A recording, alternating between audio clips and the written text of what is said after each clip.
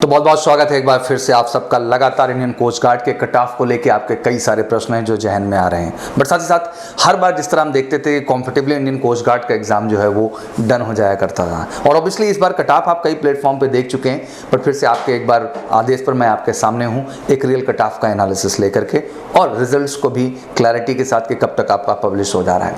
Indian coast guard का exam हर बार शांतिपूर्ण तरीके से हुआ बट इस बार थोड़ी सी कंफ्यूजन क्रिएट की गई। जैसे आपको पता है कि 29 का जो शेड्यूल था उसको डिले करके 1 अप्रैल करने की बात की गई। फिर फाइनली इन्होंने पुनः फिर से मैसेज किया और 31 मार्च को इस शेड्यूल को डन करने की कोशिश की।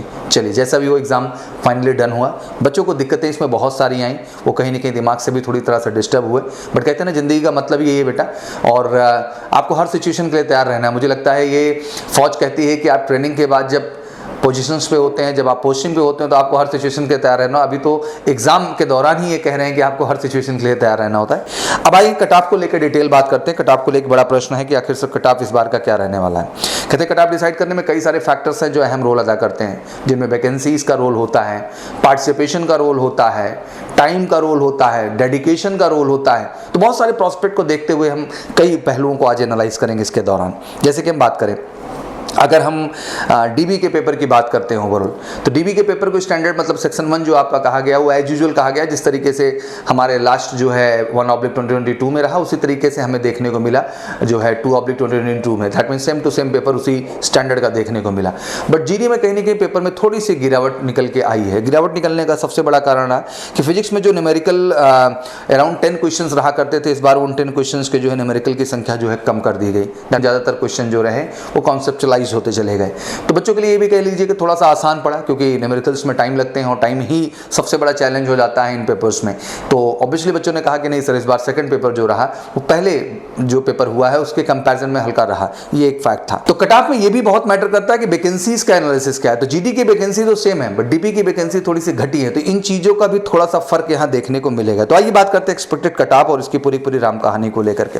जब कट ऑफ एनालिसिस पे जाते हैं तो लाजमी सी बात है कि हमें पिछले कट ऑफ एनालिसिस को देखना बहुत जरूरी है, जिसमें हम ICG 2/2021 को भी देखेंगे और ICG 1/2022 के भी कट ऑफ एनालिसिस को देखेंगे और साथ ही साथ हम जीडी को भी देखेंगे और डीबी को भी देखेंगे। तो सबसे पहले चलिए हम लोग डीबी को देखने की कोशिश करते हैं कि आखिर 2/2021 में क्या कट ऑफ गया, फिर फाइनली 1/2022 में क्या कट ऑफ गया। और कमाल का ड्रेसेटिक चेंज आपको देखने को मिलेगा और इसके बहुत सारे स्ट्रेट अवे कारण भी है, क्योंकि जिस तरीके एयरफोर्स ने खुद को डिले कर रखा है, नेवी में पार्टिसिपेशन की संख्या घटाई गई because of percentage cut off and other reasons. तो मैं ये कहना चाहता हूं कि उन कारणों से कहीं ना कहीं बच्चों का जो फोकस है इंडियन कोस्ट गार्ड की तरफ बढ़ा हो। कहते हैं जब इस डेडिकेशन और फोर्स के साथ बच्चे इंक्रीज किए हैं तो लाजमी सी बात है कि कट ऑफ का भी वहां बढ़ने का रीजन बनता है, क्योंकि इससे पहले इतनी heavy awareness Indian coast guard के नहीं थे। आज तो आप हर प्लेटफॉर्म पे अब इंडियन कोस्ट गार्ड ही देखते हैं। तो मुझे लगता है कि यह भी एक कारण बनता है कि अब बच्चे कहीं ना कहीं डेडिकेट स्टडी करके जा रहे हैं, तो चीजें तो देखने को चेंजेस मिलेंगी। आइए सेक्शन 1 की बात करते हैं, डीबी की बात करते हैं। मुझे अच्छे से याद है ICG 2/2021 के कट ऑफ की बात करें डीबी की,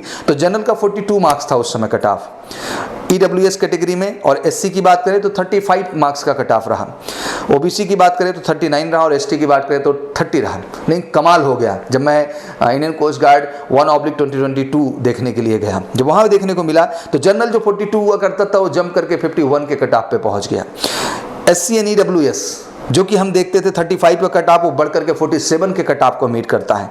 OBC जो हमने 39 देखा था उसको OBC 49 का कट ऑफ देखने का मिला, और जो ST हमने 30 की बात की थी वो 45 के कट ऑफ पे रीच कर गई। तो ये तो रियल क्राइटेरिया है जो आपके सामने आया निकल के, दैट मीन ये ग्रोथ किया है। तो क्या इस बार क्या चांसेस होंगे, स्पेशली हम डेडिकेट डीबी को लेकर बात करेंगे। सबसे पहले सेक्शन 1 को लेकर बात करेंगे। तो मैं स्पष्ट कर देना चाहता हूँ कि बहुत ज़्यादा चेंजेस नहीं आने हैं। चेंजेस का मतलब ये है कि जनरल वाले कैंडिडेट जो 50 अबव स्कोर किए हैं वो प्रिटी सिक्योर हो जाएं। दैट मीन वो बिल्कुल श्योर शॉट है, कहीं से कहीं तक कोई क्वेश्चन मार्क नहीं है। मैं एक 50 का मोटा मोटा आंकड़ा रख रहा हूं। जैसे एक माइंड सेट होगा कि सर फर्स्ट में 2022 में इतना बड़ा जो है चेंज देखने को मिला है, तो क्या सर जो ये सेकंड वाला हो रहा है 2022 का, इसमें आपको क्या लगता है कि बहुत हाई कट ऑफ चला जाएगा? तो बिल्कुल नहीं, आप 50 का आंकड़ा दिमाग में रखें।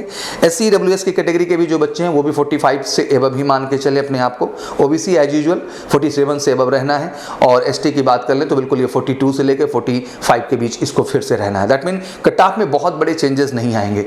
आइए थोड़ी सी बात कर लेते हैं ICG 2/2021 और ICG 1/2022 के जो है हम सेकंड दैट मीन पूरा जो है जीडी के कट ऑफ क्राइटेरिया को, जीडी का कट ऑफ आप अच्छे ढंग से समझते हैं कि section 1 and section 2 that mean जो डीबी का आपका स्कोर होता है और जो आपके सेक्शन 2 दैट मीन आपके मैथ फिजिक्स जो पेपर देते हैं आप, उसका जो स्कोर होता है उसको मिला के बनाया जाता है। जब हमने देखा जाकर के राबी जीडी 2/2021 में बच्चा, तो वहां पे जनरल 67 था, फिर ईडब्ल्यूएस 55 रहा, ओबीसी 62 रहा, एससी 60 रहा, एसटी आपका 53 रहा, जो कि आपको बगल में दिख रहा होगा। बट वहीं आईसीजी 1/2022 में देखने को जो मिला, अलग ही लेवल का चेंज देखने को मिला। 75 मार्क्स पहुंच गया जनरल, जो 67 था जंप करके 75, और फाइनल आपको अच्छे से पता है 79 तो आपको याद होगा अच्छे से।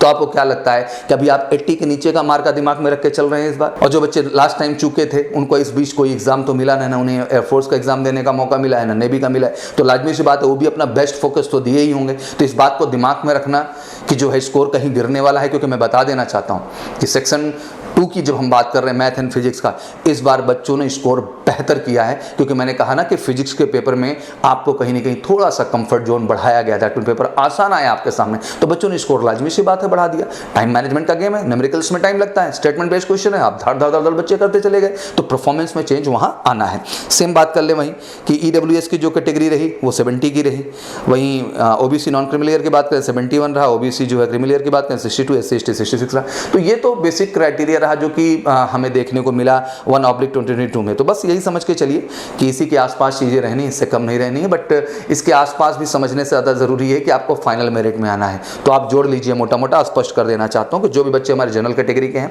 बेटा आप स्कोर निकाल लीजिए सेक्शन 1 सेक्शन 2 का भी, अगर ये 78 से 80 पहुँच रहा है श्योर शॉर्ट हो। ईडब्ल्यूएस वाले जितने भी हमारे बच्चे हैं जिनका बेसिकली क्वेश्चन दिमाग में चल रहा होगा, उनको भी कर देना चाहता हूँ क्लियर कि 76 से लेकर 77 के बीच आप लोगों का फाइनल इस बार जो है एक्सपेक्टेशन है जो जाएगा। वहीं ओबीसी एससी एसटी की बात करें तो सबका वही 4-5 नंबर का आप जो है फेर रख लें जो लास्ट टाइम रहा है। हाँ, जो आपका फाइनल फर्स्ट कट ऑफ आएगा इसमें कोई चिंता की बात नहीं, इसमें अगर आपका स्कोर जो है 71 to 72 भी गया है तो आप श्योर शॉर्ट है इस बार, 75 नहीं भी है तो ठीक है ना। वहीं ईडब्ल्यूएस की बात कर लें तो ये भी 65 से 70 के बीच में है तो आप श्योर शॉर्ट है इस बार, कोई दिक्कत नहीं है। लेकिन जब टेक्निकली फाइनल मेरिट की बात आएगी तो मैं फिर से पॉइंट आउट करना चाहूँगा कि वही स्कोर जाएगा जो आपको देखने को मिला है। तो मैं ये कहना चाहता हूँ अगर इन सब स्कोर्स के आसपास आप बेटा नजर आ रहे हैं तो प्लीज़ लग जाइए। सेकंड फेज आपका फिजिकल है, रिजल्ट्स को लेकर बड़ा डाउट एंड कन्फ्यूजन रहता है, तो बिल्कुल 1 महीने का टारगेट रखा जाता है, बट मान के चलिए कि 10 से 15 मई के बीच में आपके रिजल्ट्स जो हैं वो अनाउंस कर दिए जाएंगे, ठीक है ना। तो आप श्योर शॉर्ट हैं, बिल्कुल आईएनएस शिल्का का हिस्सा बनेंगे, बेहतर आपका मेडिकल प्रोसीजर होगा और डन करेंगे। फेज 2 आपका फिजिकल होगा। बच्चों का एक प्रश्न होगा क्या सर वहाँ मेडिकल टेस्ट होंगे, तो नहीं, वहाँ कोई मेडिकल टेस्ट नहीं है, सिंपल आपके फिजिकल टेस्ट वहाँ है, उसको भी जाके बेहतर ढंग से करना है, खुद को बेहतर करना है। और जितने भी एमकेसी परिवार और एमकेसीएन हैं इस देश के, मैं कहना चाहता हूँ कि प्राउडली बेटा भिड़ जाइए सेकंड फेज के लिए और थर्ड फेज के लिए, क्योंकि मौका है कुछ बेहतर कर दिखाने का। तो wish you all good luck. जय हिंद, जय भारत।